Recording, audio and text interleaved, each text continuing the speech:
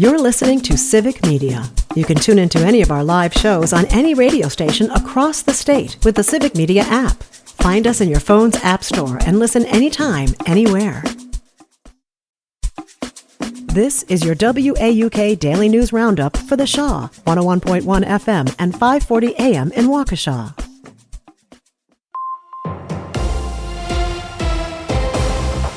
For 540 WAUK News, I'm Stuart J. Waddles. There were demonstrators near the domes yesterday. The Mitchell Park Domes was where a protest took place yesterday, with the crowd speaking out against the Trump immigration policies. A group called the Milwaukee Alliance Against Racist and Political Repression helped put together the event. The march was part of a broader national effort by the Legalization for All network, which has seen similar protests in cities like LA, Chicago, and Dallas.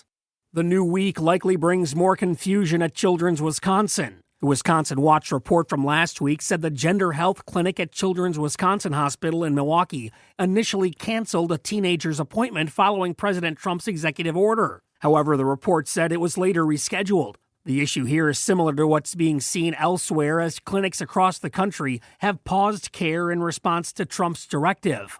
The incident at an Oak Creek car dealership where a racial slur was printed on an oil change sticker has prompted protests. There are also calls for a boycott after Michaela Starks found the printed oil change sticker with the slur. Cunis Buick GMC says they fired the responsible employee.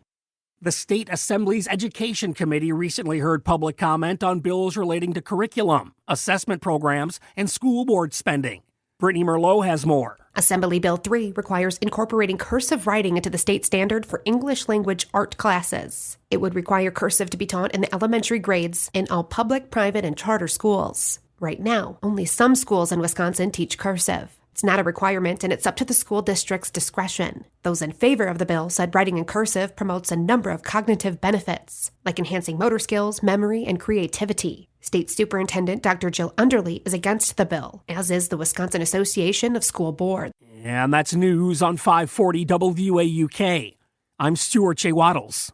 The Eagles win the Super Bowl. Hi, I'm Mike Clemens in New Orleans, where the Eagles beat the Chiefs 40-22. Linebacker Zach Bond from Brown Deer, Wisconsin, and former Badger intercepted a pass just before the half that set up another Eagles touchdown. When I'm relaxing with my family in Wisconsin, I'm going to think about where I came from, what I did, and where I'm going. The Chiefs denied the chance to be the first team to win 3 Super Bowls in a row. Quarterback Patrick Mahomes. I can't turn the ball over early in the game when it's not going our way, and I'll have to learn from that and try to be better the next opportunity that I hopefully get. NBA, the Bucks with a win at home, 135-127 over the 76ers. Damian Lillard with a season-high 43 points. I think I hit my first 2 threes, so, obviously that's a good sign. You hit those couple threes, it feel good. You see the ball go in early. The ball was moving.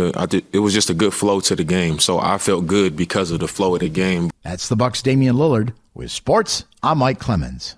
On your entertainment beat, I'm Conrad Krieger. Well, in case you missed it, the 2025 NFL Honors took place Thursday night. Here are some winners from this past season. Joe Burrow for the Comeback Player of the Year. Jaden Daniels as the Rookie of the Year. Walter Payton, Man of the Year, Jaguars defensive end Eric Armstead, who established the Armstead Academics Project in 2019 to provide young students with positive spaces, tools, and academic support to unlock their potential. Pretty cool. NFL Offensive Player of the Year, Eagles running back Saquon Barkley. But for the MVP, Buffalo Bills quarterback Josh Allen, who gave a wholesome MVP speech. Snoop Dogg made an appearance on the show with country singer Jelly Roll, who both came out in full gear. Snoop Dogg for the Steelers and Jelly Roll for the Tennessee Titans. Snoop Dogg also had some comments on how he's been a football fan for a long time, and he remembers back when the Cowboys were good, and back when the Chiefs were bad, and before Bill Belichick's girlfriend wasn't even born yet. Top Gun fans are hoping for a third film, but actor Miles Teller told Stephen Colbert he has not heard any updates.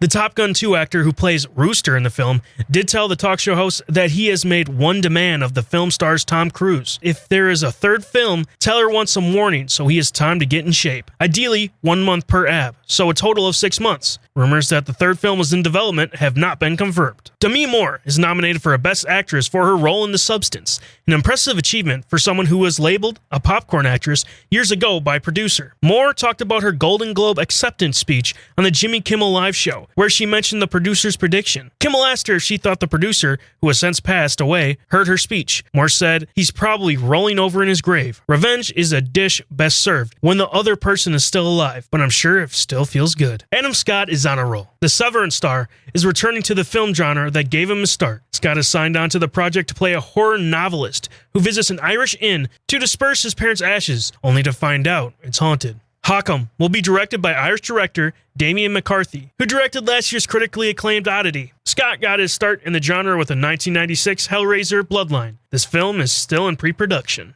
Adrian Brody says the makeup artist of The Brutalist tried to remove his prosthetic nose.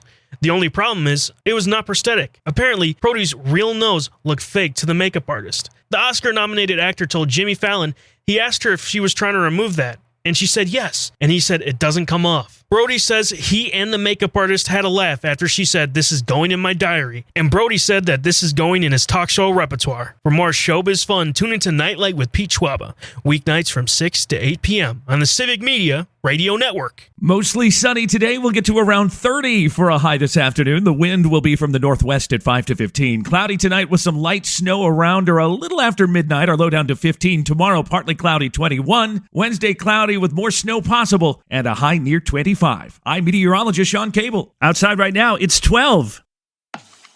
That's your WAUK Daily News Roundup from Civic Media.